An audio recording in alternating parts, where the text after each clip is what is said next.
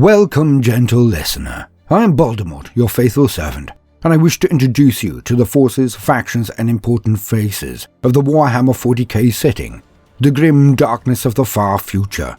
Where there is no time for peace, there is only time for war. And today, we're to take a brief look at two of the leading lights of the Astra Militarum, the Imperial Guard.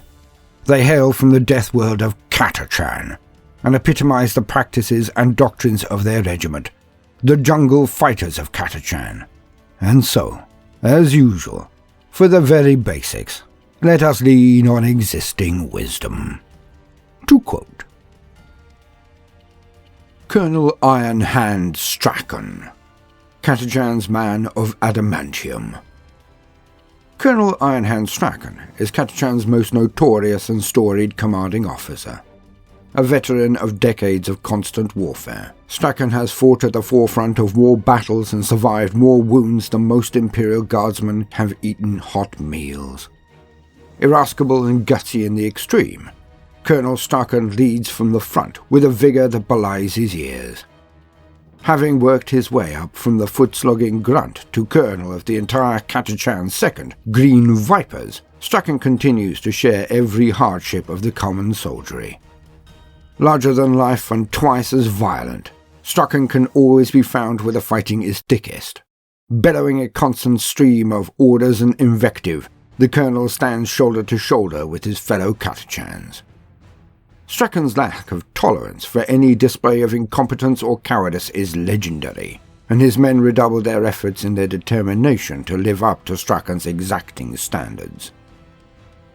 Straken's personal code of getting stuck in is matched by a determination never to waste good Catachan lives for ephemeral gains. The colonel has nothing but scorn for officers who fritter away lives to further their own careers. This fact has caused endless friction with the commanders of other regiments, yet Straken displays the same contempt for upper echelon politics as he does for the foe. Straken's men all but deify their gung-ho commander, and have carried his battered body to safety almost as often as he has dragged theirs. Regardless of the top brass's opinion, none can argue with Straken's breathtaking service record. Fighting initially under his mentor, the infamous Colonel Grice, Straken has distinguished himself at the Battle of Modden's Ridge, the Dulmalin Cleansing, the Ulani Aftermath, and the evacuation of Vartal City, to name but a few. On Ulani 4, Straken dragged a wounded comrade to safety across half a continent. On Vendal's Landing, he repulsed a phalanx of demon engines with only 22 men, 10 lasguns and a case of short-fused mining charges. At the Battle of the Red Rain, Straken personally defeated the notorious Drukhari Archon Yerek Drash in single combat, crushing the degenerate Xenos head in his whirling bionic fist. During his years of service, the colonel has suffered dozens of wounds in the line of duty, amongst the most serious being the arm he lost to Admiral Landshark. Ever willing to turn a weakness into a strength, Straken replaced his missing hand with the deadly Devil's Claw, an augmented appendage capable of punching through a ferrocrete wall. Though this and a plethora of other grave injuries should, by rights, have killed the indomitable Catachan several times over, Straken fights on with undiminished determination. His ravaged body is riddled with an ever-increasing number of gleaming bionics, and his are orders punctuated by yells of, "Do I have to do everything myself?" Like any leader worth their salt, Straken never orders the troops in his command to do something he would be unwilling to do himself. When making a near-hopeless assault against a fortified position, it is Straken who leads the charge. In turn, the grizzled colonel demands that his troops emulate the grit and determination he always displays on the battlefield. Between campaigns, the training drills run by Straken are universally brutal, and it is not uncommon for half a platoon to vomit until unconscious after completing a light constitutional. When necessary, Straken himself administers discipline to the guardsmen in his company. His punishments are only fatal when a grievous crime has been committed, or if he perceives a soldier to be fundamentally unfit for martial service, and if possible, he will eschew the involvement of a commissar. The Officio Prefecta see this as a usurpation of their officers' duties. They know full well the legendary disregard that Catachans display towards their authority, and there is no better example of Catachan belligerence than Colonel Ironhand Straken. They begrudgingly accept Straken and his men as exemplary soldiers of the Imperium, but always keep a distrustful eye on the Green Vipers. Gunnery Sergeant Harker, the Stone-Toothed Devil. All Catachans have a reputation for being tough, but Stone-Toothed Harker is perhaps the hardest of the bunch. It is said that instead of tobacco, he chews glass, and that he can endure pain like no other man. He can place his hands in searing flames without flinching, and shrug off knife cuts and gun wounds without a grimace. As far as Stone-Tooth is concerned, pain and even bleeding are concepts for weedier soldiers. Harker is a giant of a man, his large frame covered with slabs of muscle and sinew. His strength is such that he carries his heavy bolter, Payback, as easily as a normal man might carry a rifle, without even breaking a sweat. Harker is uncomplaining in the completion of his duties. A tough and grizzled sergeant with guts for brains, he shows an enthusiasm for war that is somewhere between arrogance and bravado. It would be inaccurate to say he possesses no tactical acumen, for when it comes to war, Stone-Tooth is an expert. But when given the choice between fighting and thinking his way out of a tight spot, Harker reaches for payback every time.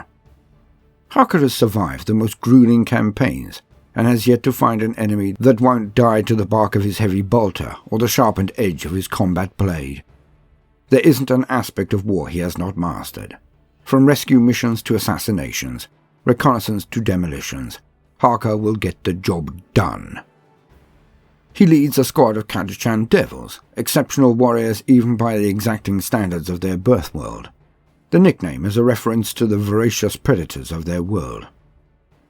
Comprised of the regiment's bravest veterans, Harker's team take the fight directly to the enemy. They are formed to make long-range penetration raids deep behind enemy lines, and when the enemy is engaged, they bear the brunt of the bloody combat.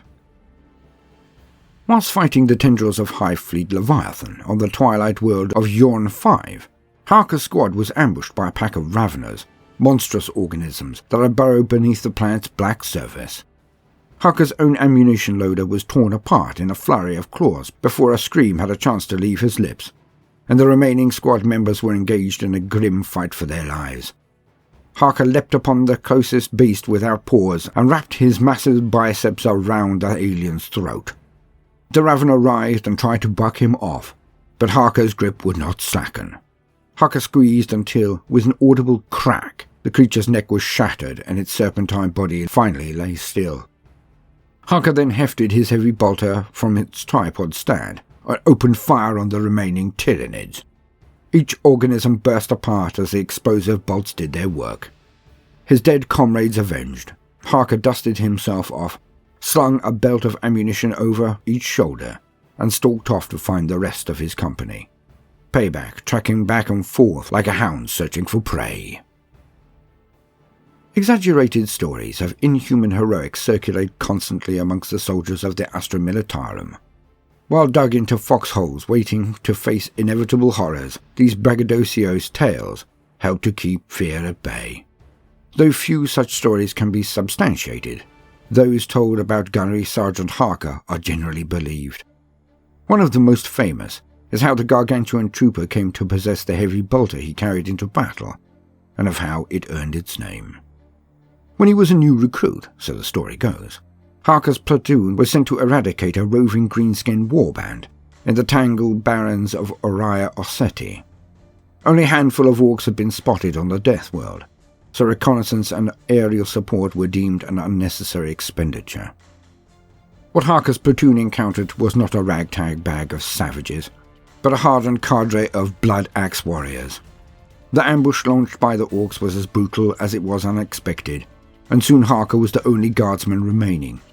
His lasgun's energy cells were fried from overuse, so he reached into the flames where a heavy weapons team had been immolated and retrieved his fallen comrade's heavy bolter. The towering Catachan then trained the massive gun on the remaining greenskins, and unleashed vengeful retribution. Since that day, Payback has been massacring Harker's enemies throughout the galaxy. End quote. Now obviously there are reasons why I have highlighted these characters today, but they will become more apparent in the future, I hope. Now we have looked at these figures in specific today, as I wish to then segue into a project that has caught my eye. Because I do not presently have a guard army, and because I like a myriad of choice when building my forces, even if I have up to this point confined myself to the realms of Games Workshop products almost exclusively. It does not mean that they are the only producers of fine figures. I've been approached by a small group of fans who have come up with a set of figures that I think you may just want to have a look at. So let's dive into the background and reveal of the Azadi Death Front.